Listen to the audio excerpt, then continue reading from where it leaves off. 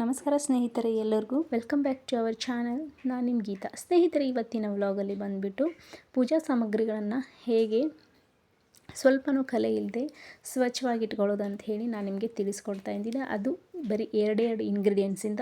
ನಾನಂತೂ ಯಾವಾಗಲೂ ಇದನ್ನೇ ಟ್ರೈ ಮಾಡೋದು. ಸೊ ನೀವು ಟ್ರೈ ಮಾಡ್ಬೋದು. ಪ್ಲೀಸ್ ಎಲ್ಲೂ ವಿಡಿಯೋನ ಸ್ಕಿಪ್ ಮಾಡದೆ ನೋಡ್ಕೊಳ್ಳಿ. ಫ್ರೆಂಡ್ಸ್, ನಾನು ಇದಕ್ಕೆ ಎರಡೇ ಇಂಗ್ರೀಡಿಯೆಂಟ್ಸ್ ಅಂತ ಹೇಳಿದ್ನಲ್ಲ.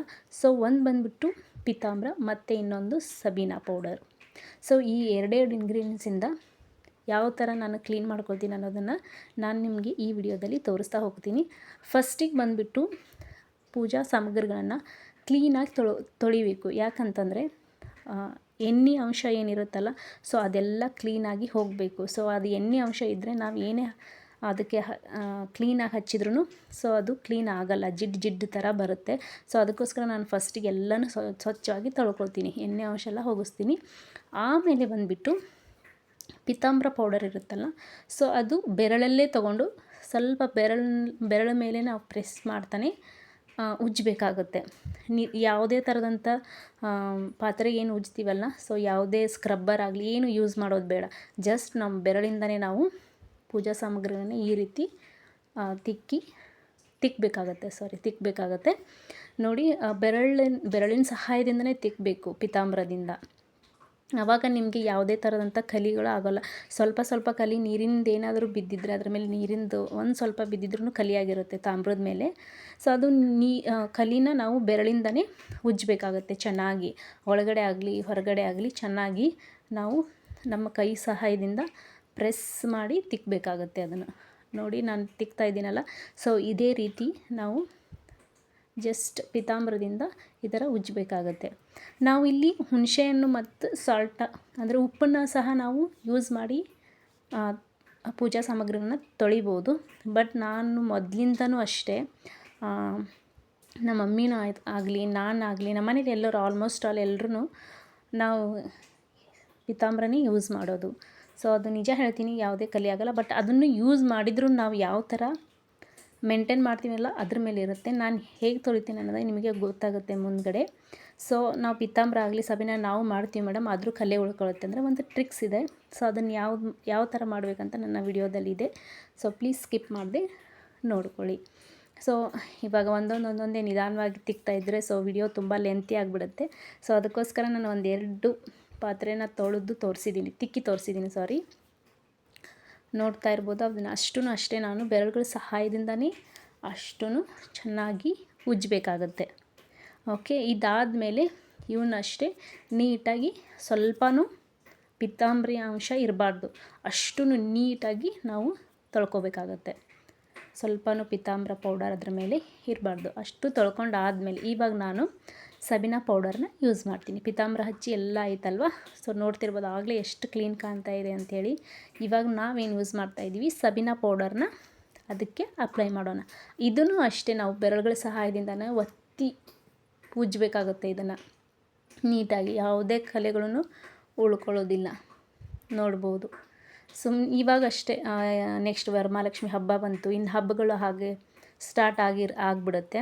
ಸೊ ನಮಗೆ ಟೆನ್ಷನು, ಪೂಜಾ ಸಾಮಗ್ರಿನ ಸ್ವಲ್ಪನೂ ಕಲೆ ಇಲ್ಲದೆ ಚೆನ್ನಾಗಿ ಕಾಣಬೇಕಲ್ವ, ಹೇಗೆ ತೊಳೆಯೋದು ಅಂತ ಟೆನ್ಷನ್ ಆಗಿಬಿಟ್ಟಿರುತ್ತೆ. ಸೊ ನಿಮಗೆಲ್ಲ ಯೂಸ್ ಆಗುತ್ತೆ ಅಂತೇಳಿ ಈ ವಿಡಿಯೋ ಮಾಡಿದ್ದೀನಿ.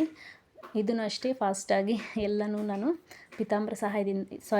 ಸಬೀನಾ ಪೌಡರ್ ಸಹಾಯದಿಂದ ಚೆನ್ನಾಗಿ ಉಜ್ಜುತ್ತಾ ಇದ್ದೀನಿ. ನೋಡಿ, ಯಾವುದೇ ಒಂದು ಬೆಳ್ಳಿ ಆಗಲಿ ಮತ್ತಾಗಲಿ ತಾಮ್ರ, ಹಿತ್ತಾಳೆ ಮತ್ತು ಸ್ಟೀಲ್ ಐಟಮ್ಸು ಪ್ರತಿಯೊಂದು ನೀವು ಇದೇ ಒಂದು ಮೆಥಡಲ್ಲಿ ತೊಳಿತಾ ಹೋದರೆ ನೀಟಾಗಿ ಕಾಣಿಸುತ್ತೆ. ನಮ್ಮದು ದೇವ್ರ ಮನೆಯೂ ಅಷ್ಟೇ, ಇವೆಲ್ಲ ಸಾಮಗ್ರಿಗಳು ಕ್ಲೀನಾಗಿದ್ದರೆ ಸೊ ಅದೇನೋ ಒಂದು ಒಳ್ಳೆ ವೈಬ್ಸ್ ಬರುತ್ತೆ. ಸ್ವಲ್ಪನಾದರೂ ಐಟಮ್ಸ್ ಎಲ್ಲ, ಈ ಪೂಜಾ ಐಟಮ್ಸ್ ಎಲ್ಲ ಮಬ್ಬಾಗಿದ್ದರೆ ಅದೇನೋ ಮನಸ್ಸಿಗೆ ಸರಿ ಅನಿಸಲ್ಲ. ಅವು ಫಳ ಹೊಳೆದ್ರೇ ಅಲ್ವಾ ಖುಷಿ ಅನಿಸೋದು. ನಾವು ಹೂವಿಟ್ಟರೆ ಎಷ್ಟು ಚೆನ್ನಾಗಿ ಕಾಣಿಸುತ್ತೆ ನೋಡಿ, ಅದೇ ರೀತಿ ಪೂಜಾ ಸಾಮಗ್ರಿಗಳು ಫಳ ಅಂತ ಹೊಳೆದ್ರೇ ಚೆನ್ನಾಗಿ ಕಾಣಿಸುತ್ತೆ. ಪೂಜೆ ನೋಡ್ಬೋದು ನೀವು, ಒಂದು ಸ್ವಲ್ಪನೂ ಕಲೆ ಇಲ್ಲ. ಒಳಗಡೆ ನೋಡಿ, ನೀರು ಒಬ್ಬೊಬ್ಬರು ಪೂಜಾ ಸಾಮಗ್ರಿಗಳಲ್ಲಿ ನೀರು ಒಳಗಡೆ ಇದ್ದು ಅದು ಕಪ್ಪಾಗಿಬಿಟ್ಟಿರುತ್ತೆ ನೋಡಿ. ನಾನು ಅದನ್ನು ಅಷ್ಟು ಯಾವುದು ಬಿಡಲ್ಲ, ಪಿತಾಂಬ್ರ ಸಹಾಯದಿಂದ ಅಷ್ಟೂ ಫುಲ್ ಬೆರಳಿಂದನೇ ಉಜ್ಜಿ ಕ್ಲೀನ್ ಮಾಡಿಬಿಡ್ತೀನಿ ನಾನು. ಒಂದೇ ಒಂದು ಕಲೆನೂ ನಾನು ಅದರಲ್ಲಿ ಬಿಡಲ್ಲ. ನೋಡ್ಬೋದು ನೀವು, ಅಷ್ಟು ಫುಲ್ ನೀಟಾಗಿಬಿಡುತ್ತೆ ಅದು. ನಾವು ಯಾವಾಗಲೂ ಇದೇ ಥರ ಮಾಡ್ಕೊಂಡು ಬಂದಿದ್ದೀವಿ, ಅದು ಯಾವುದೇ ಥರದಂಥ ಕಲೆ ಇಲ್ಲ. ಹೀಗಾಗಿ ಪೂಜಾ ಸಾಮಗ್ರಿಗಳು ನೀಟಾಗಿ ಕ್ಲೀನಾಗಿರುತ್ತೆ. ನೆಕ್ಸ್ಟ್ ವೀಕ್ ಬಂದಾಗ ನೆಕ್ಸ್ಟ್ ವಾರ ಬಂದಾಗ ಏನೂ ಬೇಜಾರಾಗಲ್ಲ. ಜಾಸ್ತಿ ಕಪ್ಪಾಗಿದೆ, ತುಂಬ ಒತ್ತಿ ಉಜ್ಜಬೇಕು ಅನ್ನೋದು ಏನು ನೆಸೆಸಿಟಿ ಇರಲ್ಲ, ಕಪ್ಪಾಗಿರಲ್ಲ. ಈ ಥರ ನೀವು ಮೆಥಡ್ ಮಾಡಿದರೆ ಕಪ್ಪಾಗಿರಲ್ಲ. ನಾನು ಹೇಳಿದ್ನೆಲ್ಲ ಒಂದು ಟ್ರಿಕ್ಸ್ ಉಪಯೋಗಿಸಿ ಅಂಥೇಳಿ. ಅದೇನೆಂದರೆ ಒಳ್ಳೆ ಕಾಟನ್ ಬಟ್ಟೆಲಿ ಈ ಥರ ನಾವು ಸ್ವಲ್ಪನೂ ನೀರಿಲ್ಲದೆ ಚೆನ್ನಾಗಿ ಒರೆಸ್ಕೋಬೇಕಾಗತ್ತೆ. ನೋಡಿ ಫ್ರೆಂಡ್ಸ್, ಈ ಥರ ಫುಲ್ ಕ್ಲೀನಾಗಿ ಒಂದು ಒಳ್ಳೆ ಬಟ್ಟೆ ತೊಗೊಳ್ಳಿ.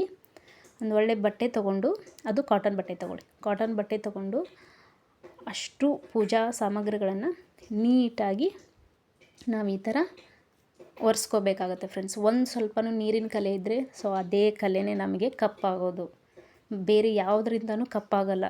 ಆ್ಯಕ್ಚುಲಿ ನಾವು ನೀರು ಏನು ಬಿಡ್ತೀವಲ್ಲ, ಅದರಿಂದನೇ ಇದು ಈ ಥರ ಕಪ್ಪಾಗಿಬಿಡುತ್ತೆ. ಇನ್ನೊಂದು ಅಂತಂದರೆ, ನಾನು ನಾಳೆ ಥರ ಪೂಜೆ ಮಾಡ್ತೀನಿ ಅಂದರೆ ಹಿಂದಿನ ದಿನವೇ ಆಲ್ಮೋಸ್ಟ್ ಆಲ್ ಪೂಜಾ ಐಟಮ್ಸ್ನೆಲ್ಲ ನೀಟಾಗಿ ತೊಳೆದು ಈ ಥರ ಬಟ್ಟೆಯಿಂದ ಒರೆಸಿ ಇಟ್ಬಿಡ್ತೀನಿ. ಬೆಳಗ್ಗೆ ನನಗೆ ಪೂಜೆ ಮಾಡ್ಕೊಳ್ಳೋದಕ್ಕೆ ಅಂದರೆ ನಾನು 4:30 5 ಗಂಟೆ ಅಂದರೆ ಪೂಜೆ ಮುಗಿಸಿರ್ತೀನಿ.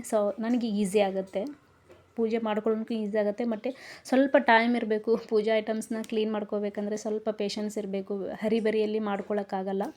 ನೋಡಿ ಫ್ರೆಂಡ್ಸ್, ಎಷ್ಟು ಚೆನ್ನಾಗಿ ಕ್ಲೀನ್ ಆಗಿದೆ ಅಂತ ನೀವೇ ನೋಡ್ಬೋದು ಹೇಗೆ ಕಾಣಿಸ್ತಾ ಇದ್ದಾವೆ ಅಂತ ಪೂಜಾ ಸಾಮಗ್ರಿಗಳು. ನೀವು ಈ ಟ್ರಿಕ್ಸ್ನ ಫಾಲೋ ಅಪ್ ಮಾಡಿ ಅಂತ ಹೇಳ್ತಾ ಮತ್ತೆ ಮುಂದಿನ ವ್ಲಾಗಲ್ಲಿ ಸಿಗ್ತೀನಿ. ಅಲ್ಲಿವರೆಗೂ ಟೇಕ್ ಕೇರ್, ಬಾಯ್.